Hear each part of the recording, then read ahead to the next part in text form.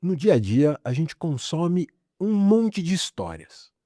Desde histórias em quadrinhos, filmes, séries e tudo mais. Mas qual é o impacto disso na sociedade? Ou melhor, por que existem essas histórias? É sobre isso que a gente vai falar no episódio de hoje do Pareamento.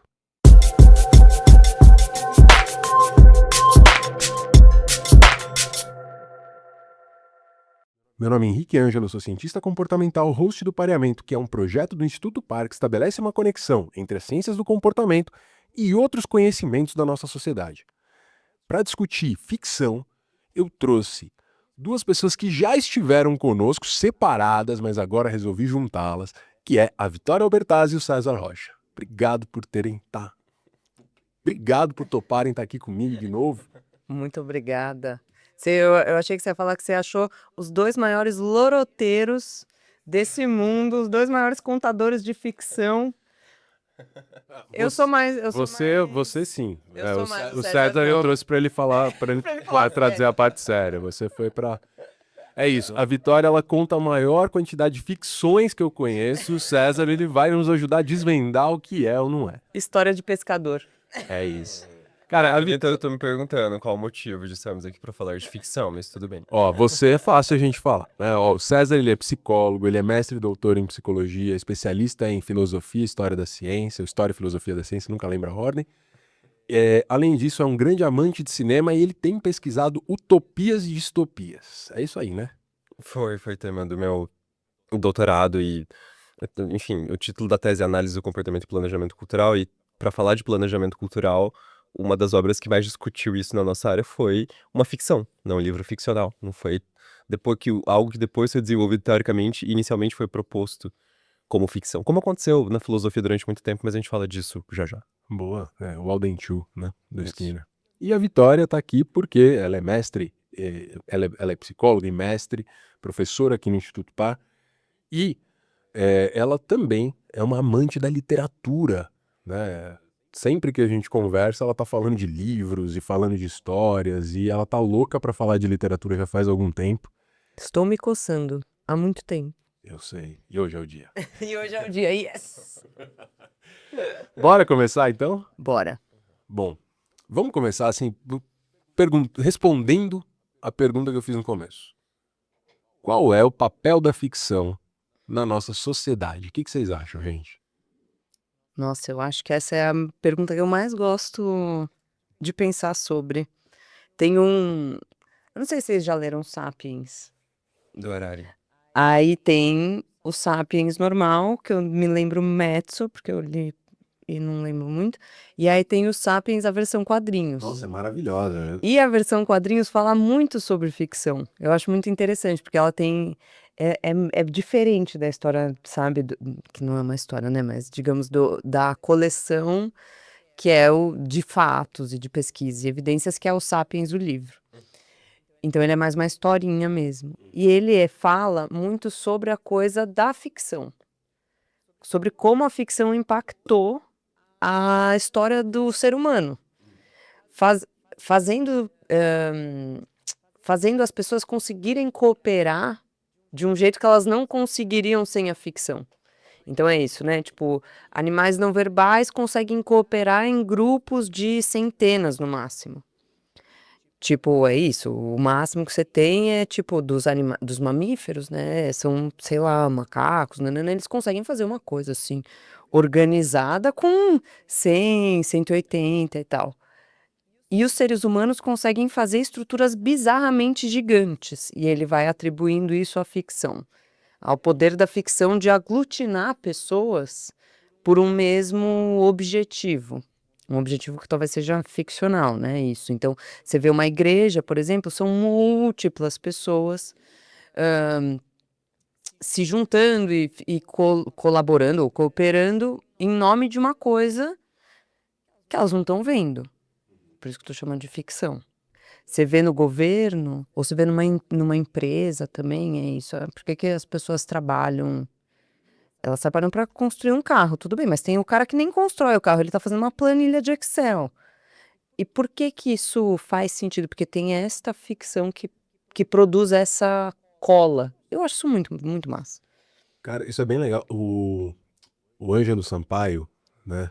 Vocês conhecem ele, né? O do pós-doutorado dele está sendo sobre o papel da linguagem, né, do comportamento verbal na metacontingência, ou seja, o papel da linguagem na cooperação.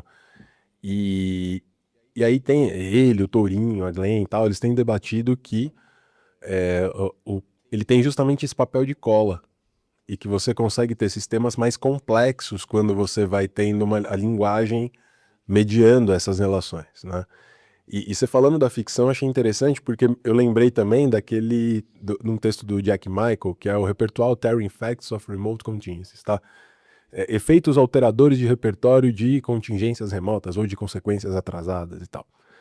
E ele vai falar que a gente só consegue acessar essas consequências atrasadas porque a gente acaba descrevendo elas. Eu acho que a ficção é um jeito muito, muito bonito de você descrever isso para as pessoas, né? Sim, eu acho. É um. Tem alguma coisa que eu tava lendo. Eu leio umas coisas, eu esqueço o que que é, mas tem umas nerdices que eu leio. E tinha uma que era muito boa, que era As Grandes Revoluções. Talvez tenha até no Harari, mas eu não me lembro se é de lá. É, a- uma das grandes revoluções do mundo foi a Revolução do Crédito. E a Revolução do Crédito é uma revolução da ficção. Porque até um dado momento, eu tinha que te dar uma coisa e você tinha que me dar outra. E isso limitava as nossas transações ao que tinha disponível. Quando a gente começa a olhar e falar assim, não, mas isto aqui, você pode me dar e amanhã eu te dou outra coisa, isso muda totalmente o jeito das pessoas cooperarem também. Porque é isso, eu posso trabalhar 30 dias sem precisar receber dia a dia. Eu consigo virar pro César e falar, puta, César, vamos fazer tal coisa amanhã. Putz, César, é isso. Quem aqui quem compra apartamento à vista? Quem compra coisas à vista? E o crédito, ele faz ser possível todo um sistema financeiro novo, por exemplo. Então, o que a gente está aqui chamando de ficção são coisas que ainda não existem. Eu É acho que isso? são coisas que não existem aqui agora, é diferente talvez do que é o real. E aí tem diferentes tipos, né?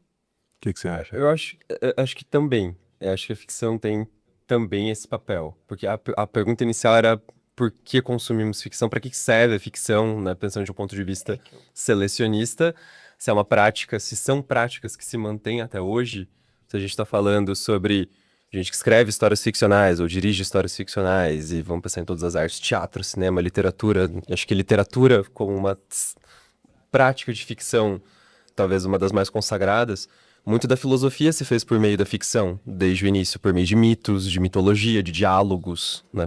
Enfim, os diálogos platônicos. Boa parte da filosofia do Platão vem dali. Durante a Idade Média, na modernidade, a gente falou de utopia, por exemplo, com Bacon também era uma utopia. Na Nova Atlântida do Bacon é uma história, né? A partir da qual ele avança um argumento, mas é uma história ficcional, de qualquer maneira. Mas, para fazer um link com o que a Vicky disse sobre a importância da ficção para a vida em comunidade, né? Eu acho que existe uma, um braço da filosofia, um braço mais racionalista, por assim dizer, da filosofia, que pensa a ética, já que a gente está falando de vida em sociedade, a gente tem que pensar em ética, de um ponto de vista muito racionalista, no sentido de que princípios éticos, eles são descritos racionalmente, como Kant defendia, por imperativos categóricos. Então, você tem que agir daquela maneira, independentemente das circunstâncias, existe uma distinção entre certo e errado, bom e mal, moral e moral, de uma maneira que pode ser racionalmente descrita. Tem toda uma tradição da filosofia que vai mais por esse caminho, e tem outra tradição que vai por um caminho menos racionalista, não sei se dá para dizer quase que romântico, do qual faz parte, por exemplo, a filosofia pragmatista, que tem um filósofo que eu gosto muito que chama Hort, e ele dizia, por alguns ele era descrito como um antifilósofo, na verdade, apesar dele ser filósofo, porque ele dizia que os artistas, e particularmente os escritores, eles, em termos de formação moral e da ética para a vida comum, talvez eles tenham mais a contribuir do que os próprios filósofos. Porque o que os escritores nos dão, escritores ficcionais, né, que escrevem romances, etc., é fazer com que a gente consiga perceber coisas que nós temos em comum com pessoas muito diferentes de nós, né? Então, ele dizia que a única coisa que os humanos têm universalmente compartilhado, não existe uma natureza humana universalmente compartilhada. E isso, acho que compartilha também bastante com o ponto de vista anti-essencialista da análise do comportamento. Hort dizia que a única coisa que todos nós temos em comum é a capacidade de sentir dor e sofrimento. Então, quando você lê histórias sobre povos, pessoas, culturas muito distantes de você, isso as torna mais próximas de você. E daí você é capaz de empatizar com pessoas, com culturas, com, enfim, gente que você nunca viu na vida, de culturas que você nunca viu na vida, mas só por você ter entrado em contato com aquela história ficcional, e aqui eu tô pensando na literatura, mas acho que é expansível para outras artes, cinema, por exemplo, isso te sensibiliza para a dor do outro.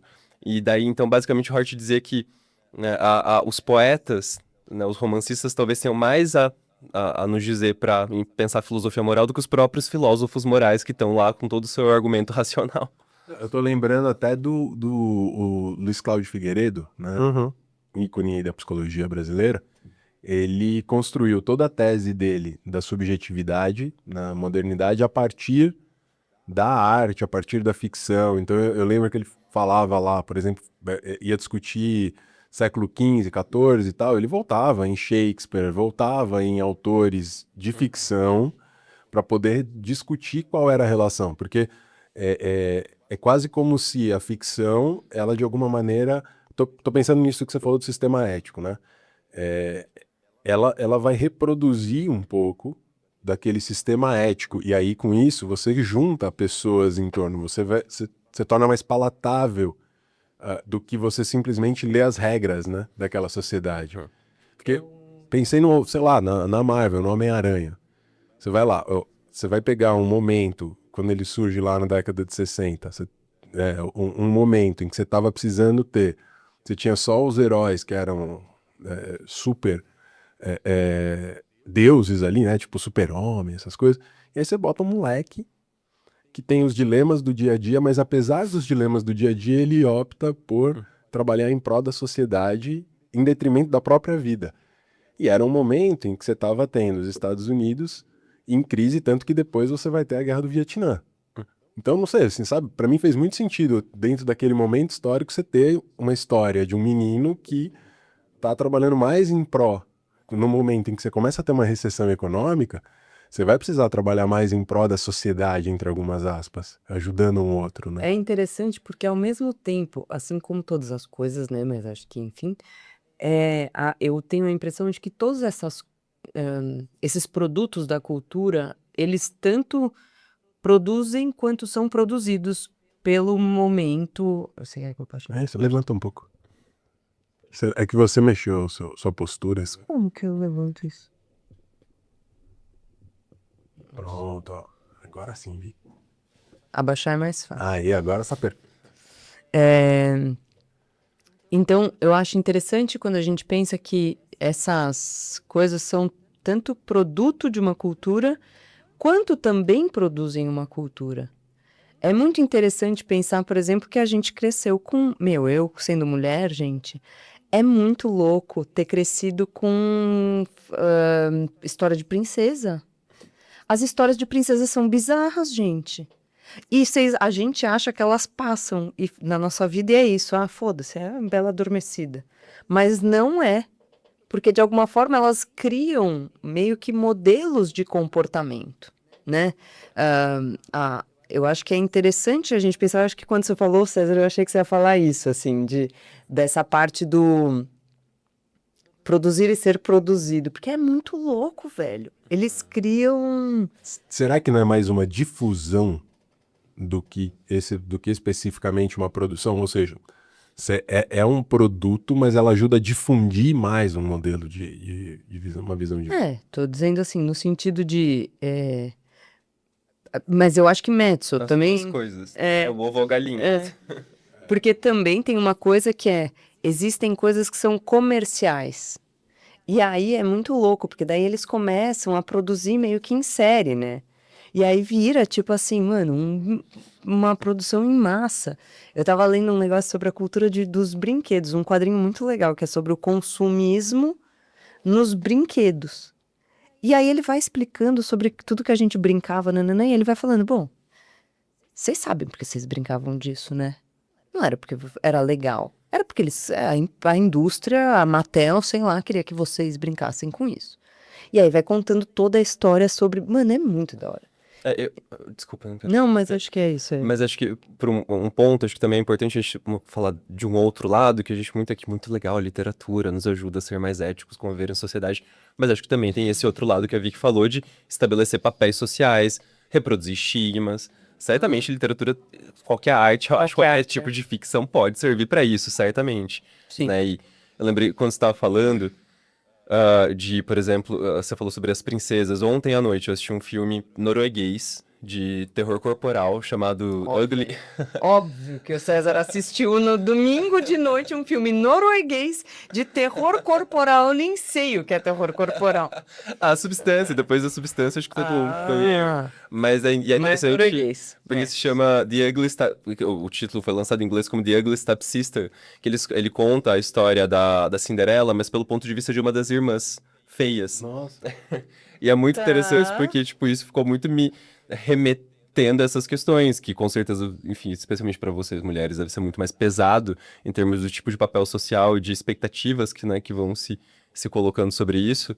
Então, eu acho que, só para colocar esse ponto de que acho que também tem esse outro lado, e daí eu lembrei do terror em geral, o quanto que já não serviu também para reforçar uma série de estereótipos e preconceitos, e tem toda uma discussão sobre, enfim, questões de homofobia, por exemplo, que apareciam, tipo, em filmes antigos e que hoje são super revisados. Hoje em dia você tem o queer horror, por exemplo, que é um terror afirmativo, por assim dizer. E certamente de racismo, de gordofobia, de um monte de coisa que era reproduzida. Então, certamente também temos que lembrar que ficção também tem esse papel que não pode ser negligenciado. Uma pessoa, sei lá, depois de ler um livro, ver um filme, pode sei lá, radicalizar.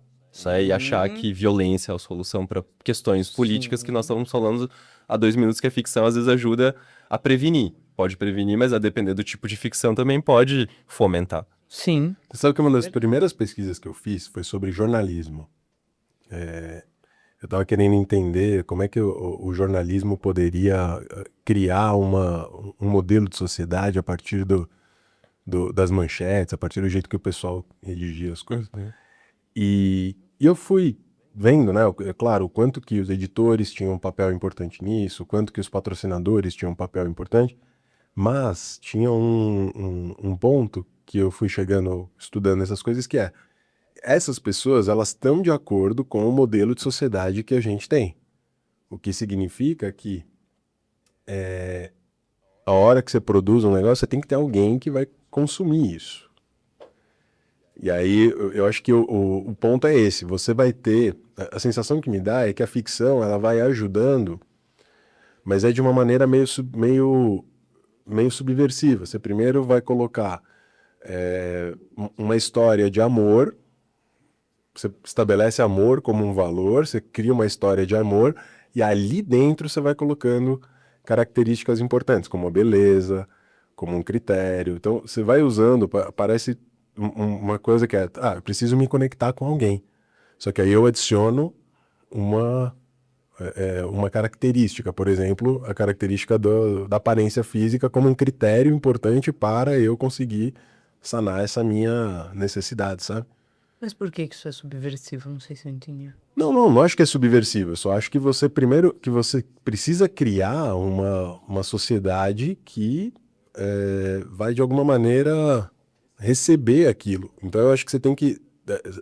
ela precisa trabalhar em cima de alguma necessidade das pessoas para ela ter esse aspecto de transformar a sociedade, sabe? E eu acho que é interessante porque eles olhando, de fato, tem vários tipos de sentimentos aos quais isso clama, né, as pessoas. Tem uns, por exemplo, as distopias, pra mim é isso. É pra você fazer a pessoa ficar com medo. Se ela não tiver medo, se a gente não tivesse medo do nosso futuro, ninguém, sei lá, tanto faz. Handmaid's Tale, tanto faz 1984, tanto faz tudo. Porque...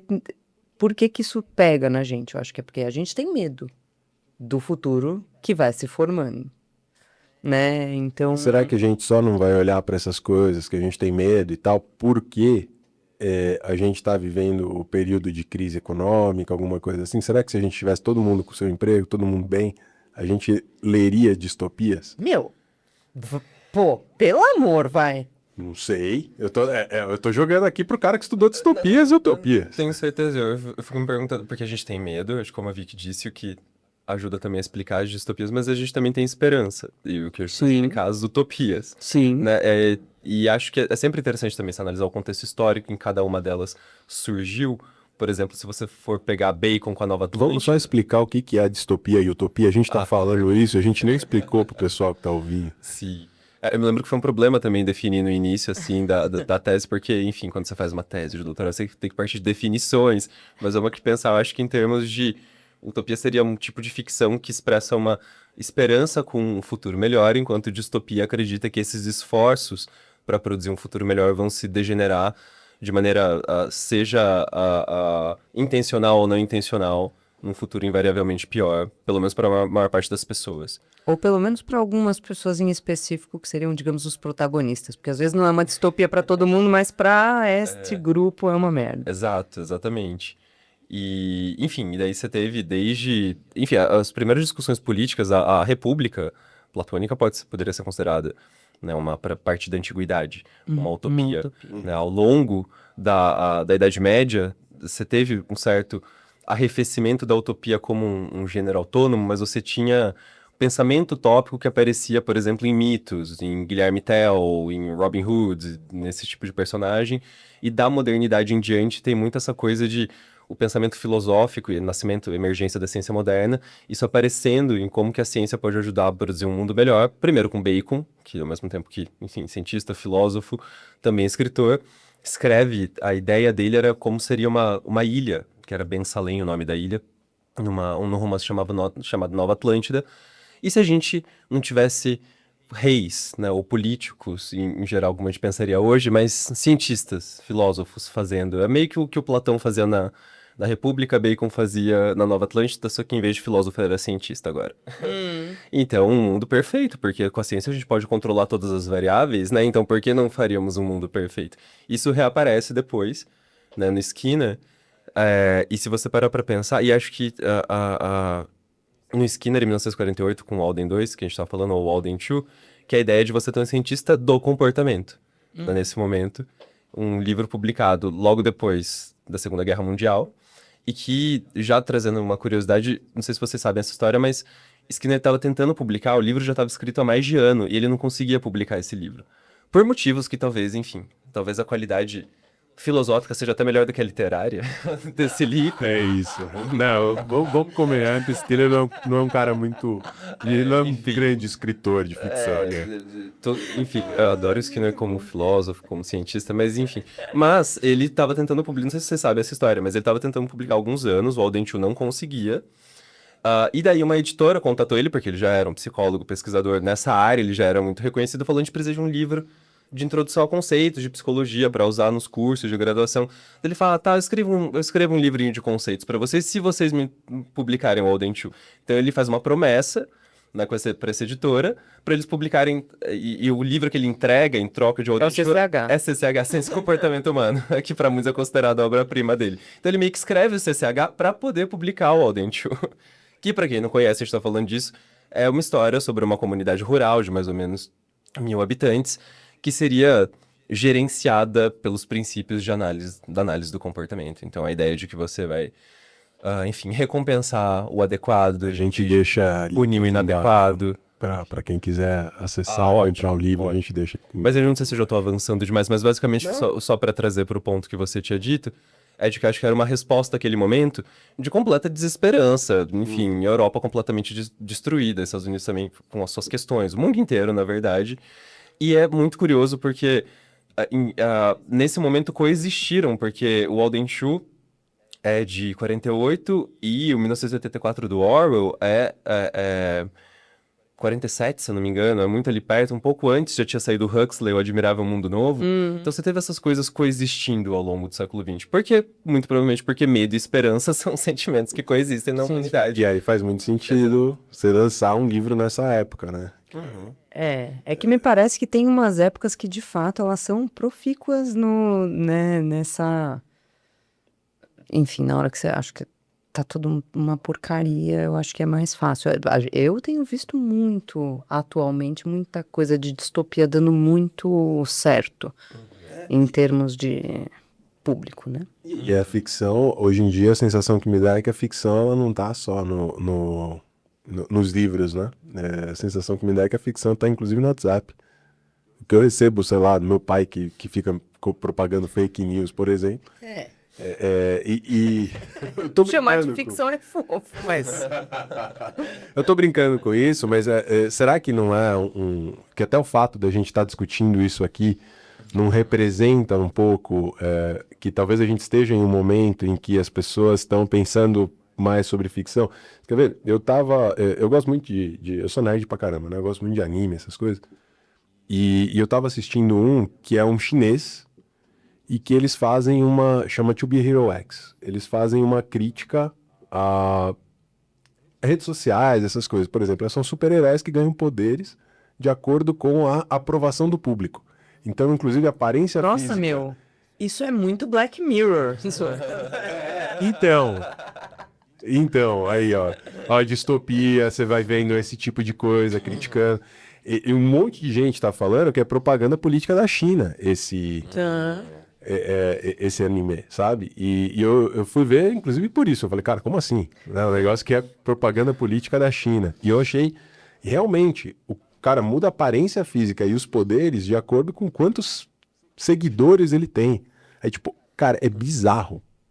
Crítica social. É uma crítica social muito... E o motivo pelo qual eu imagino que tava falando que seria propaganda política da China é porque lá eles têm um sistema de crédito social, né? Que as pessoas vão acumulando, né? Coisas, Exato. inclusive alguns direitos sociais são contingentes, né? Ao quanto elas acumulam nesse sistema de crédito social. O que aos olhos ocidentais pode parecer terrível, mas às vezes eu também me pergunto se não é porque estamos olhando com olhos ocidentais demais pra essa questão.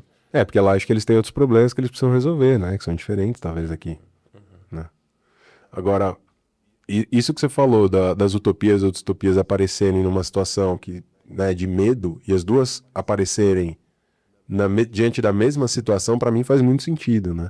É que eu acho que isso também expressa, né, um pouco de atitudes diferentes de pessoas e grupos de pessoas diferentes. E aqui eu tô falando, eu sei que atitude é um termo difícil também de conceituar em psicologia, mas algumas pessoas vão olhar para uma situação catastrófica e pensar, meu Deus, precisamos tirar o mundo dessa situação e fazer algo a respeito. E outras vão olhar, meu Deus, essa situação pode piorar ainda mais. O que a gente faz para preservar as coisas menos ruins como elas estão?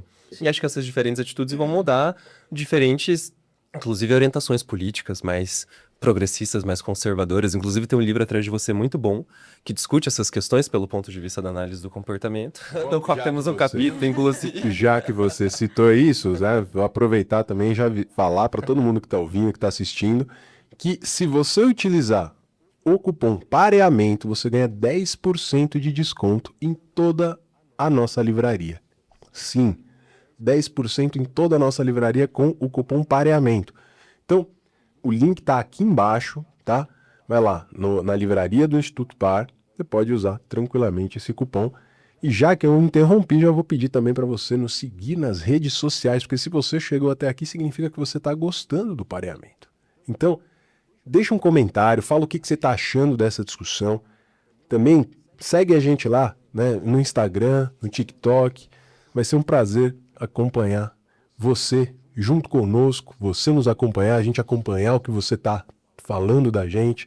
Por favor, faça isso, certo? Bora voltar para a discussão? Bora. Porque esse livro é bom mesmo. Esse livro é bom mesmo. E eu acho que você levantou um ponto interessante, que é a política, né? Será que dá pra gente... eu vejo um monte de gente discutindo, por exemplo, cultura woke. E falando, não, isso aí é um problema, porque o pessoal tá tentando forçar, às vezes,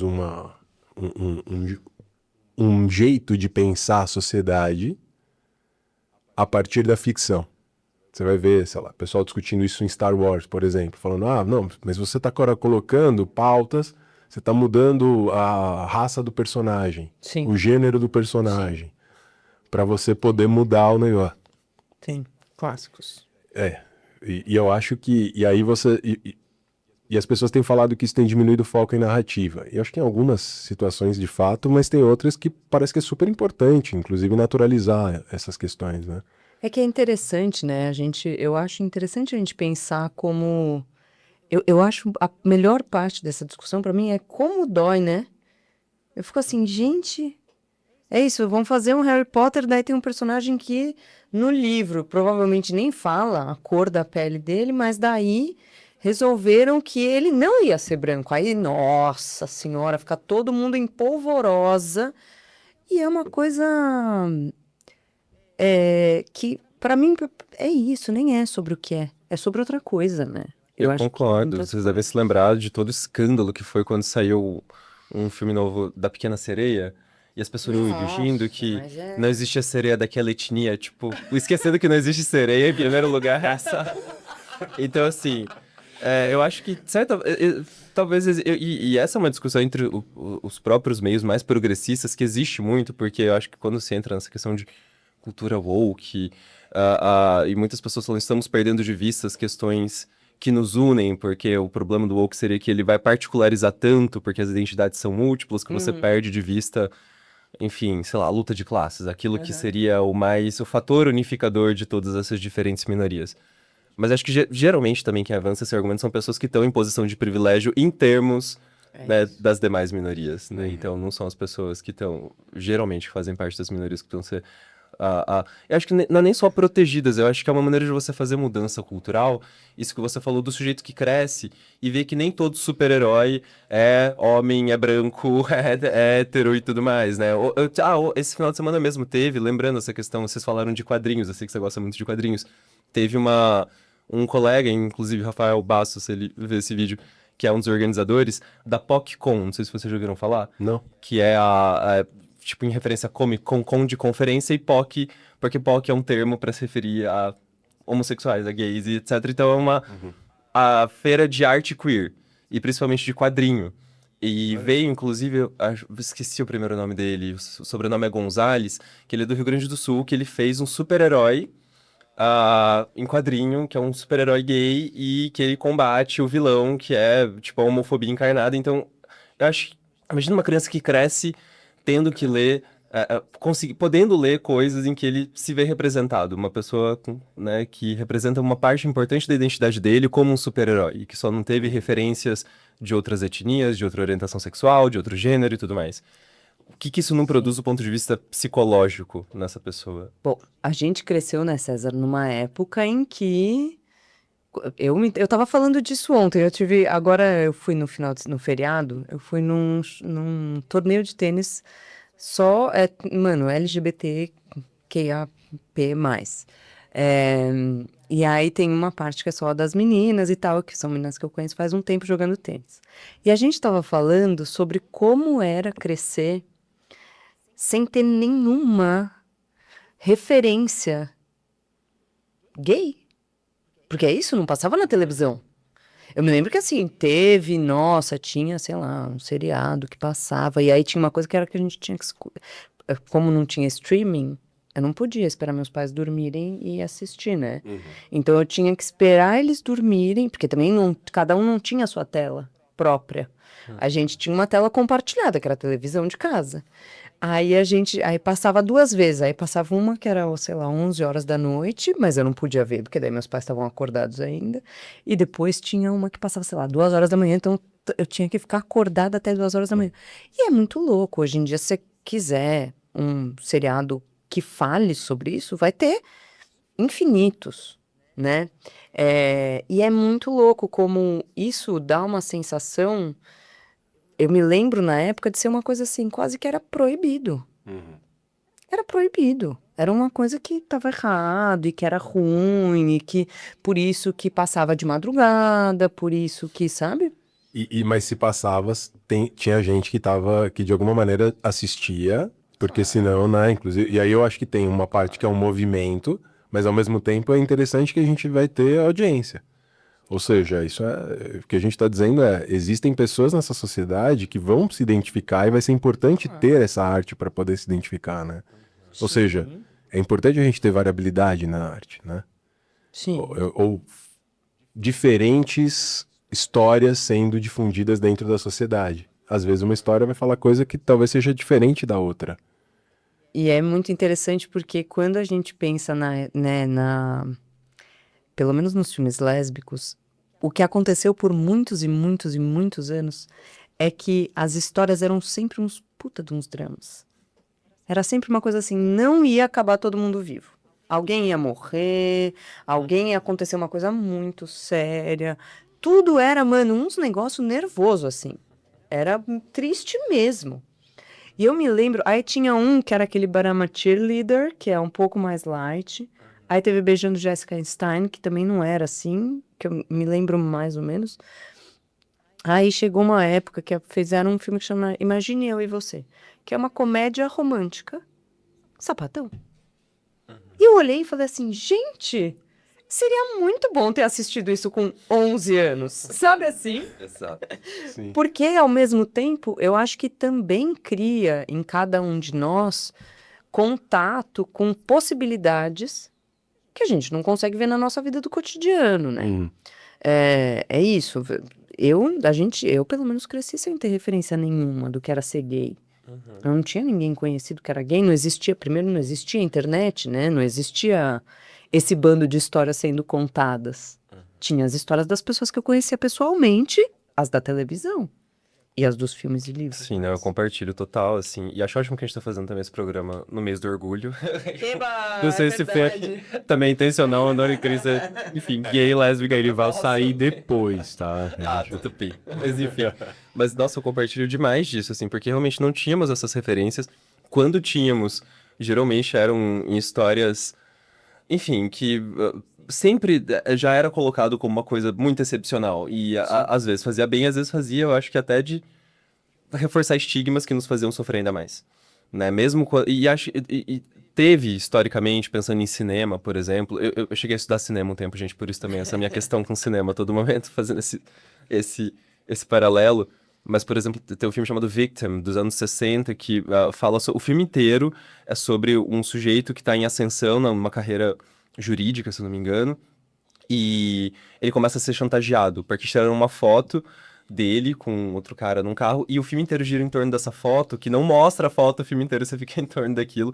Isso ajudava a denunciar uma lei que a Inglaterra, por incrível que pareça, nosso berço do liberalismo, teve uma lei super retrógrada com relação à homossexualidade até os anos 50, 60, uma coisa assim. Né? Então, acho que tem uma função de denúncia, mas também fez muita falta a gente ter filme, sei lá, de sessão da tarde que mostrasse isso. Eu fiquei Sim.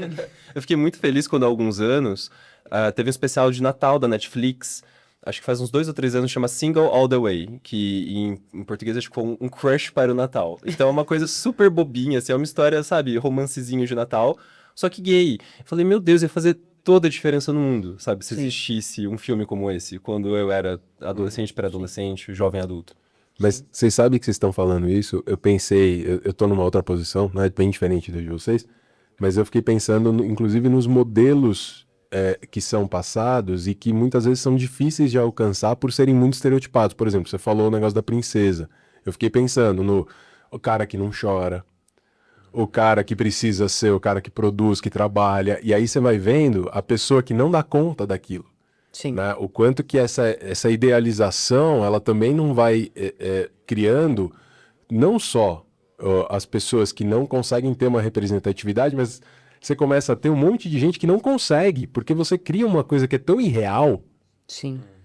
né? Sim. É uma ficção tão irreal que você acaba, de alguma maneira, muita gente sofre com isso e sofre calada. Não corresponde às expectativas, né? Escrevi uma análise, deve sair, acho que no próximo boletim Paradigma, daquela série Adolescência. Você deve ter visto. Que só do ponto de vista técnico já é uma coisa, só de você gravar em plano sequência, né? Aquilo que, para quem não sabe, plano sequência é quando você não tem um corte, né? Você ligou a câmera, tem que estar tudo muito bem ensaiado. E não é como se fosse estudando de uma sala, que daí seria fácil, né? Mas daí eles vão, tem externa, daí volta pra interna.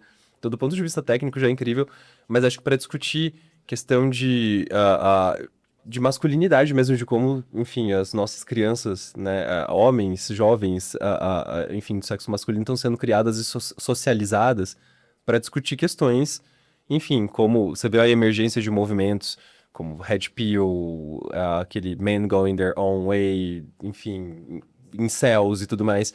Eu acho que, de repente, uma série como essa atinge muito mais gente, discute a questão de um ponto de vista que talvez um livro, um tratado de filosofia não conseguiria fazer, sabe? Com certeza. Então, em 4 episódios, numa sentada, né, eu acho que isso tem um impacto cultural muito maior. Não, do que sério. outra Cara, forma e de muita ficção. gente falou sobre Meu, essa série. eu atendo muitos moleques dessa idade, assim, né? 13 anos e tal. Gente, as mães ficaram. Parece que ligou um botão mesmo, assim, de alerta. No dia seguinte que saiu, eu recebi, assim, umas 4, 5 mensagens de pessoas falando: eu preciso conversar. Uau. Porque é muito. E é muito legal, né? Porque, tipo, no final das contas, traz para os olhos algo que é um fenômeno que acontece e a gente não vê. Cara, e é interessante, porque então a gente está falando que a ficção ela pode se relacionar desde a construção da própria personalidade do indivíduo, se relacionar com um modelo de sociedade, pode funcionar como uma denúncia de problemas que estão acontecendo e lançar o olhar das pessoas para isso, ou seja, ela pode ter uma função importante de transformação social, né, a ficção.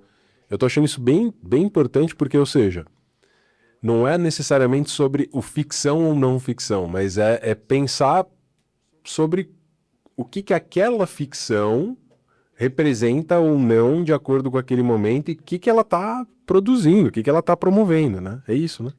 Eu acho que no final, tudo que a gente vive como sociedade é um pouco ficção. Eu acho que, inclusive, eu estava pensando, teve uma hora que você estava falando de um. Teve uma hora que você estava falando da coisa dos fake news e tal, e eu estava pensando como é interessante como a gente, como sociedade, também passa por fases em que as ficções, eu tenho sentido, pelo menos, que as ficções estão cada vez mais literais. É muito interessante. Por exemplo, a coisa da Terra plana. Tem uns caras que acham que a Terra é oca, né? Todo respeito, mas enfim. E aí é porque tem um livro de ficção de um cara... Júlio Verne, Viagem ao Centro da Terra. Não, não. Outro. Ah, do Júlio Verne também é isso? Bom, é um outro. Que é sobre de um cara que escreveu um livro que... E aí as pessoas estão lendo aquilo como se fosse uma descrição. É a mesma coisa que aconteceu com a coisa do Atlantis, do Platão, inclusive, né? Que era, tipo, as pessoas da Atlantis. Nova Atlântida, você tá falando...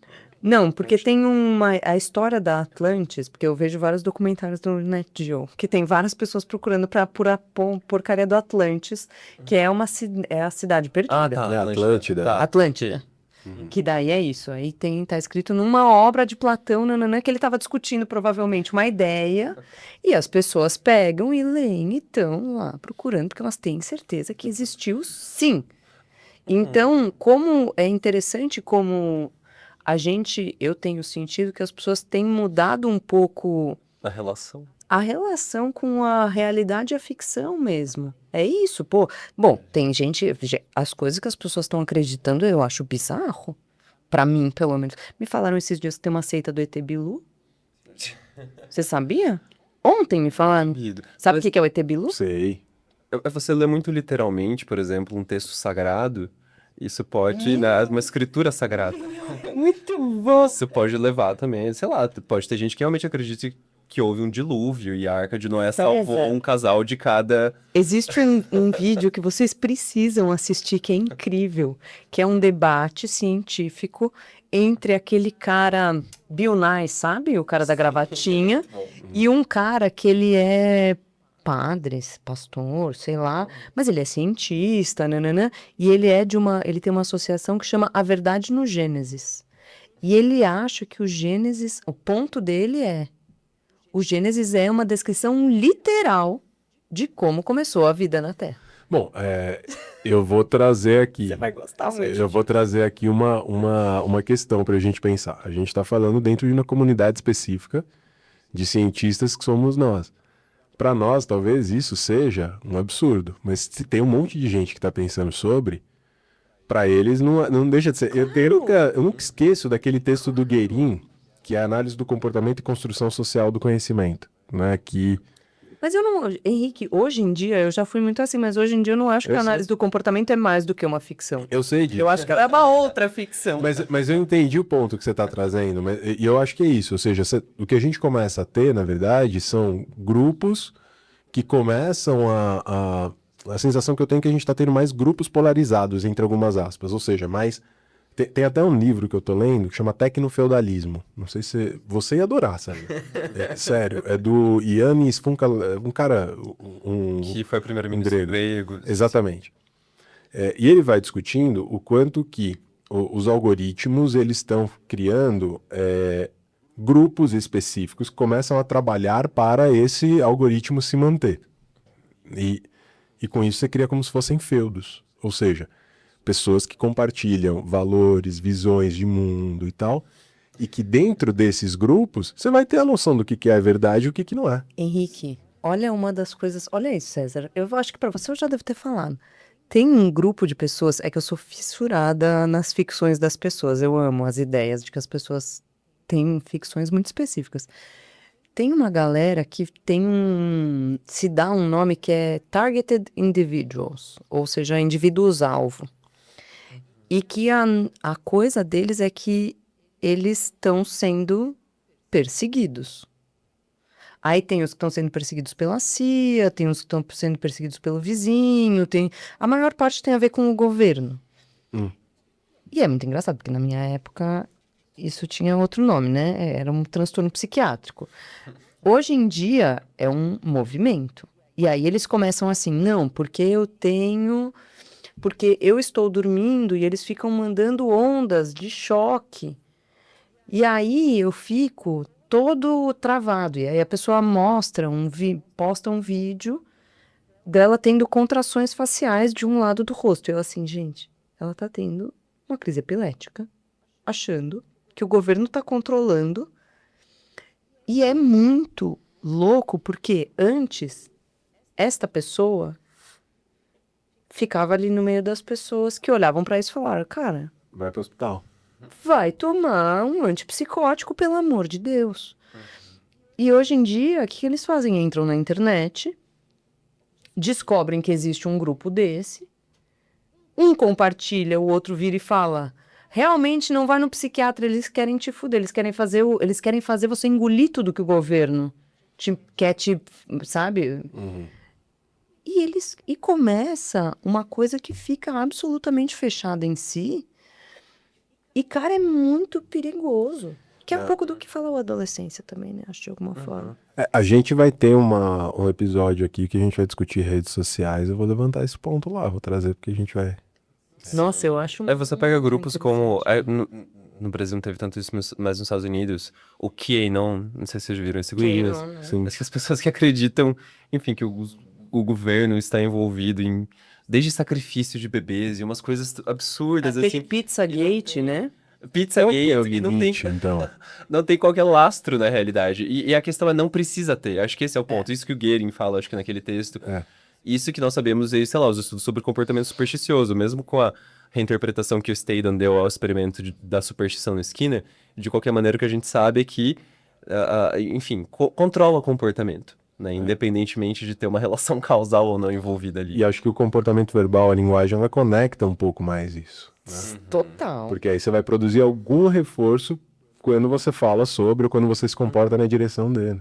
Sim, e pensando que o comportamento verbal, né, especialmente, não, mas tatos, imandos e etc., são todos reforçados socialmente, grande parte deles... A gente caiu aqui numa nerdice doida falando behaviorês. A gente tá falando de descrições, pedidos e de linguagem e de... E que a linguagem é isso, depende do outro como fornecedor de consequências, né? Isso, você precisa de um feedback do outro. É muito louco pensar na época das redes sociais. É. O quanto, de fato, o que a gente faz pode ter muito reforçador ou muita consequência.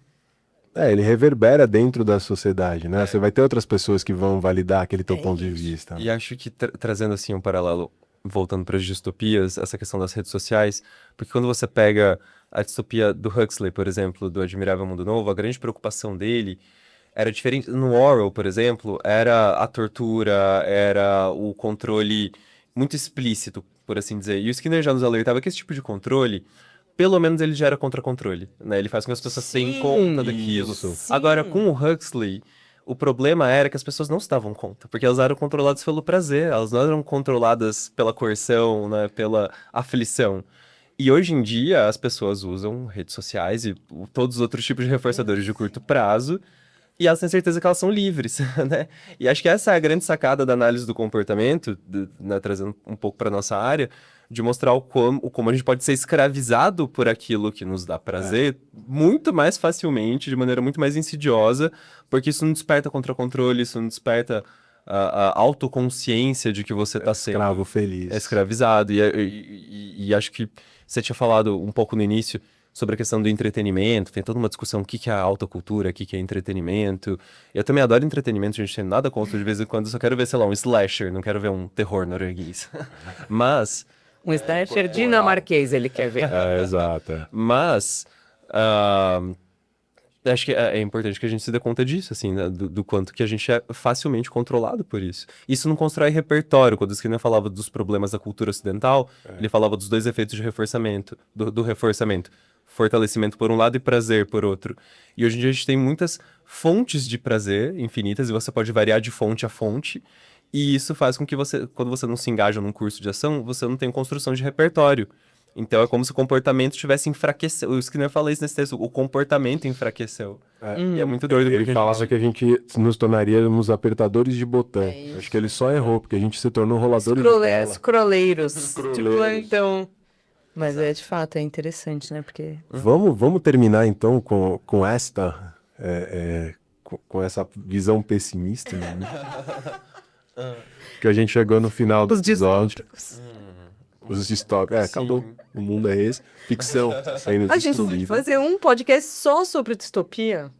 Que a gente só fica falando de tudo que vai dar errado. Cara, esse aí sabe o Enzo Bissoli?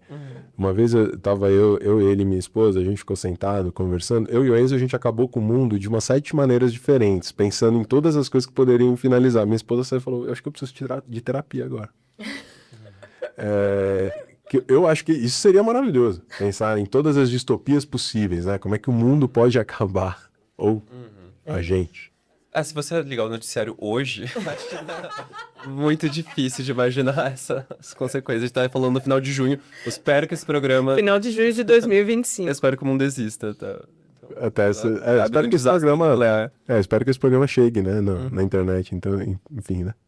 É isso, no final das contas, a gente só pode esperar. E é isso que mantém a gente se comportando no final das contas. Ou seja, a gente vive com base na ficção, na esperança. Na esperança.